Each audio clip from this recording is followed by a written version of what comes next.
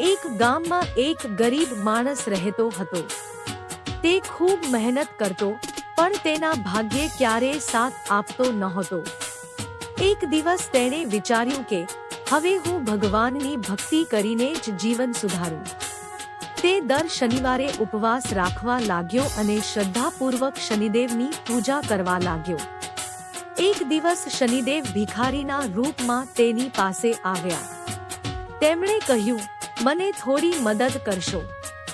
ગરીબ માણસે પોતાની પાસે જેટલું હતું તે બધું આપી દીધું. ભલે તે પોતે ભૂખ્યો રહ્યો, પણ ભિખારીને નિયાર્થી રીતે મદદ કરી. ત્યારે શનિદેવ પ્રસન્ન થયા અને પોતાના સાચા સ્વરૂપમાં દર્શન આપ્યા.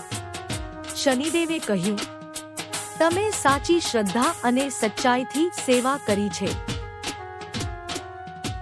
હું તારી કિસ્મત બદલીશ. તે દિવસ પછી તે માણસના જીવનમાં ધીમે ધીમે સુધારો આવવા લાગ્યો. તેને કામમાં સફળતા મળી, ઘરમાં સુખ શાંતિ આવી ગઈ. આ રીતે શનિદેવ બતાવે છે કે સાચા હૃદયથી કરેલી ભક્તિ અને સારા કર્મોનો ફળ જરૂર મળે છે.